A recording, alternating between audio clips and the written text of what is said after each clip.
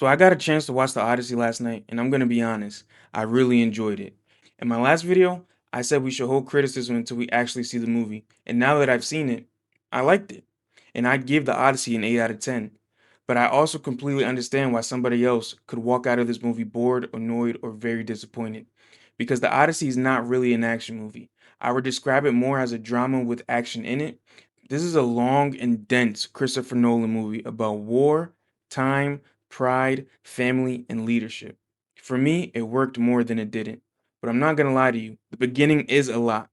Nolan does a thing where he kind of drops you into the story and expects you to keep up. He wants you to pick up the pieces as the movie goes on.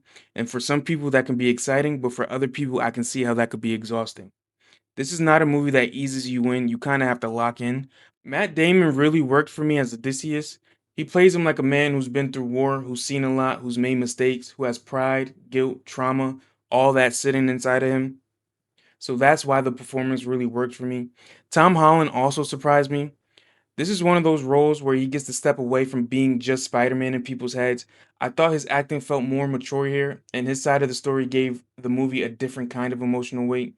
Because the Odyssey is not just about Odysseus trying to get home. It's also about the people who have to live without him. His wife, his son, his kingdom. Anne Hathaway as Penelope worked for me as well. You feel the pressure she's under, you feel the sadness, but also the strength of her character. And Robert Pattinson, he was really good. He brought this cold, uncomfortable energy that made his side of the story feel way more dangerous than I expected. But to me, the overall best performance in this movie was from John Leguizamo. I wanted John Leguizamo to get his flowers for a long time, and I'm happy he took advantage of this role. I feel like this is the type of role that'll get him some nods during award season. I feel like he took every aspect of his character and amplified it times 100. But one big criticism I do have to say is that the cast almost felt too famous. I recognized almost everybody in this movie, and that's not automatically a bad thing, but there were moments where it did pull me out. Now, getting into a more controversial aspect of the movie and everything surrounding it, the pre-release outrage after watching the movie looks a little bit silly to me.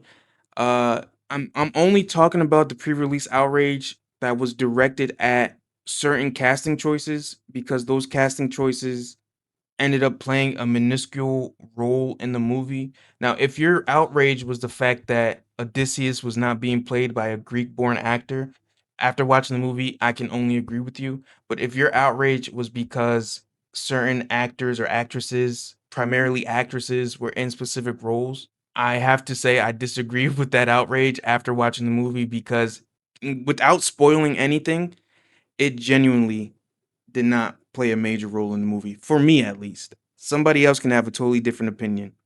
But moving on from that, visually, this movie looked insane. This is the kind of movie that reminds you why theaters still matter. The practical effects, the real locations, the ocean scenes, the Cyclops, the whirlpool, the Trojan horse, all feels gigantic. And I really liked that the mythological stuff did not feel like cheap CGI or like actors running around in front of a green screen. It felt physical, it felt grounded. Even when the movie is dealing with gods and monsters, there's weight to it. Honestly, parts of this movie felt closer to like a religious horror movie than a normal action movie. The gods didn't feel cute, they didn't feel kind, and they most definitely didn't feel fair. The monsters don't feel like CGI blobs. There's a darkness to this whole movie. There's this feeling that Odysseus is being punished, tested, and stripped down piece by piece. That's the stuff I personally liked, but again, I understand why some people might not connect with it. Because this is not a fast paced movie. It isn't trying to be crowd pleasing with explosions and action scenes every 5 minutes. There are stretches where the movie asks you to sit with the weight of what's happening. And if you're not paying attention, you can get bored really quick. That's why I disagree with people calling it trash before seeing it. But after watching it and you think the movie's trash, by all means, I understand that's fair. But at least watch the movie because this movie is big, it's ambitious, it's heavy, and it's asking a lot from the audience. Now, where does this movie rank for me in Nolan's filmography? I still put movies like The Dark Knight, Inception, Interstellar, and Oppenheimer above it. Those movies are still higher for me, but I like The Odyssey way more than I like Tenet and way more than I like Dunkirk. So for me, this lands in the strong category. It's not his best movie, but it's not his worst movie either. But I honestly think it's not for everybody. So now I want to know what you guys think. Did you guys enjoy watching The Odyssey? Let me know in the comments. I love interacting with you guys. Give the video a like, subscribe, and I'll see you in the next one.